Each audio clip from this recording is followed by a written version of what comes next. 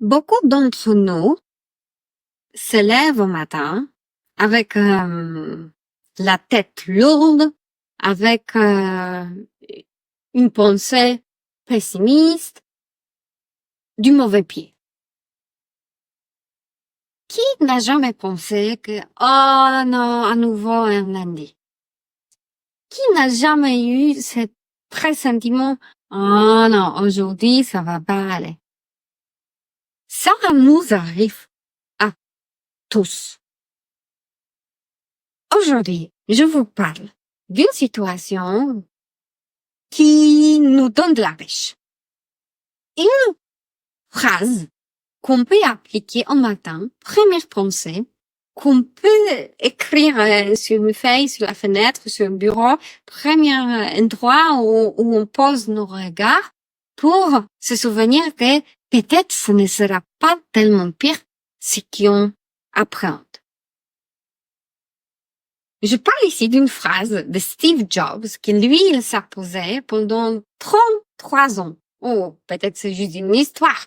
Mais au moins, l'événement où il a partagé cette phrase avec un grand public, c'était pendant la remise de diplôme à l'université de Stanford en 2005. Et les étudiants qui viennent d'être les diplômés, les absolvants, ils ont eu la chance de participer, de voir le discours de Steve Jobs. Je m'appelle Maria. Je facilite les cours de négociation. Dans la négociation, l'approche, la mentalité, c'est quelque chose inestimable. C'est quelque chose de très important. Dans cette petite vidéo, je vous parle d'une approche, d'une direction où on va, un dharma, sens de la vie. C'est l'enjeu de négociation. C'est vraiment quelque chose qui nous donne de la pêche, qui nous guide. Donc, il y a des gens qui se lèvent au matin, qui n'ont pas de pensées négatives, qui n'ont pas de pensées qui sont désagréables, qui savent déjà, ok, je commence, je vais boire un verre d'eau citronné, après je vais courir 5 kilomètres, après je reviens, je me douche, je prends ma fille, je l'emmène à l'école, ainsi de suite. Donc, il y a déjà un programme. Cependant, il y a d'autres gens qui, au matin, n'ont pas de routine très au taquet, ils ne courent pas, ils ne font même pas de yoga ou ils ne font pas de méditation, parce que ça demande d'effort. Donc, aujourd'hui, je me dirige vers ceux d'entre vous qui n'ont pas de routine matinale et ils cherchent comment trouver cet élan, comment être sûr que je veux faire quelque chose aujourd'hui et ma journée sera productive. Steve Jobs, je reviens à lui. Il a partagé avec les étudiants son mindset, l'état d'esprit ou l'état de conscience ou l'approche, la croyance sur laquelle il basait son parcours et pourquoi il se levait au matin de bon pied. Ok? Je vais vous le lire. Pendant 33 ans, chaque matin, je me suis regardée dans le miroir et je me suis demandé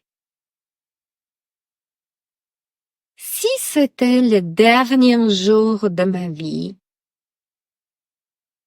est-ce que je voudrais faire ce que je m'apprête à faire aujourd'hui? Et chaque fois que la réponse était non, plusieurs jours d'affilée, je savais qu'il fallait que je change quelque chose. Bon, voilà. Donc, vous avez bien entendu, c'est pas uniquement la première partie, c'est pas uniquement la question elle-même. Faire quelque chose, c'est que je m'apprête à faire aujourd'hui. Ok? C'est pas uniquement que c'est ma dernière jour de la vie. Parce que la probabilité de mourir, elle est quand même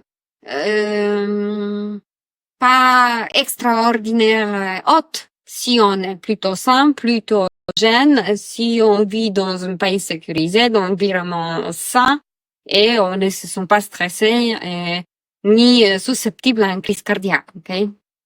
Donc, si on est sûr que la probabilité de mort dans un accident est quand même calculable, ça veut dire que demain arrivera. Ok.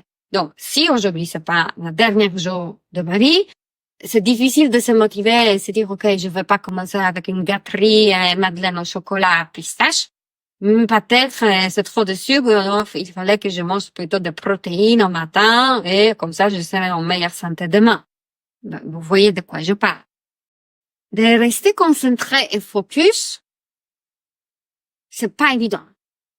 Je comprends ça, je vous accorde.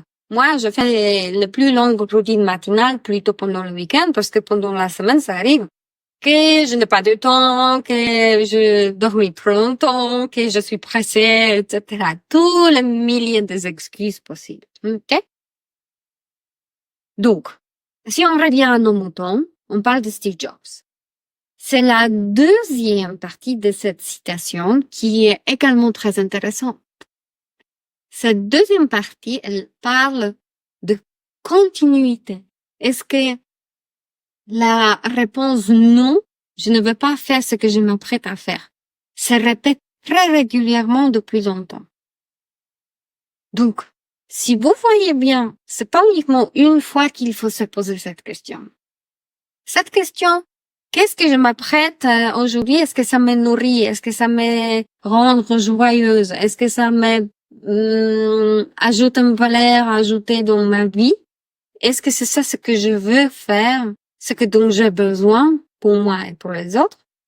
Si la réponse non se répète trop de fois d'affilée, ça veut dire que là, on construit une brique après une autre, un mur.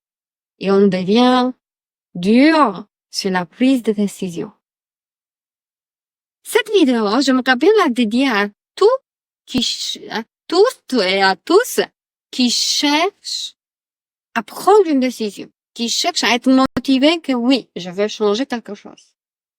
Donc, cette vidéo est pour ceux qui veulent apprendre à bouger dans une nouvelle direction et sortir de conditionnements. Dans la négociation, changer quelque chose, de s'améliorer, d'avoir une nouvelle compétence, d'avoir un nouvel point de vue, c'est extra important.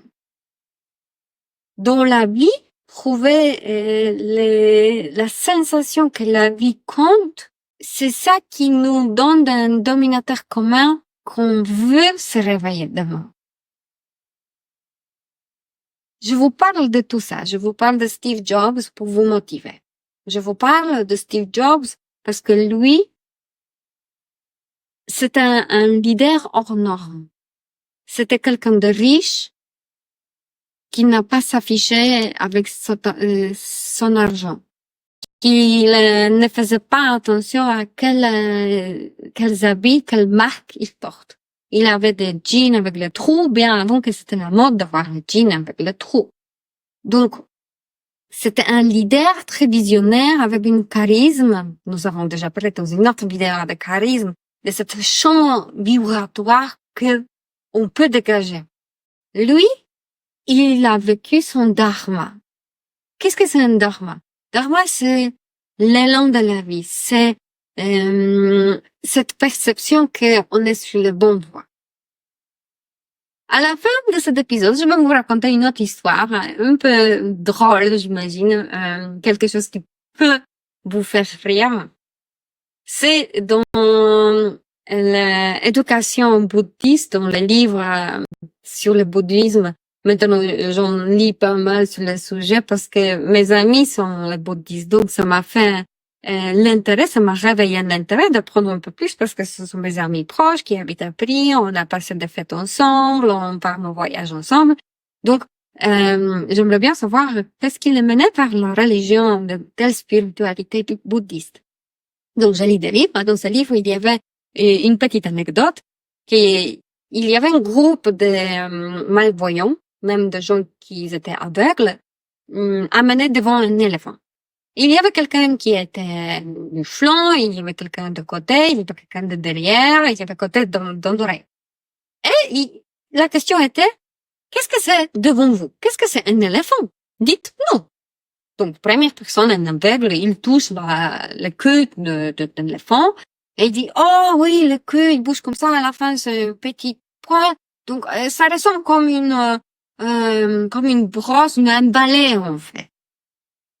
Mais il y avait quelqu'un à l'opposé, à côté de la trompe. Et lui, il dit, oh oui, c'est élastique, c'est flexible, ça bouge. En fait, l'éléphant, c'est comme un serpent.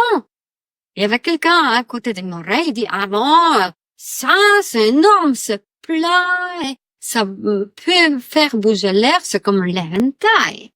Il y avait quelqu'un qui était à côté d'un pied. Ah non, l'éléphant, c'est comme un tronc d'arbre. Et quelqu'un qui était en face, juste devant la porte. Ah non, ça, c'est comme un mur, tu ne peux pas dépasser cela. Donc, vous voyez, autant de aveugles, autant de points de vue. Autant de négociateurs, autant d'idées, comment discuter avec quelqu'un. Dans notre vie, ce qui est la complétude, c'est tous les points de vue ensemble. Dharma, c'est un éléphant. Un pied. Je vous souhaite bonne soirée, bonne continuation. Faites-moi un like, abonnez-vous à la chaîne et partagez cet épisode avec quelqu'un qui pourra aimer l'anecdote sur un éléphant. À bientôt!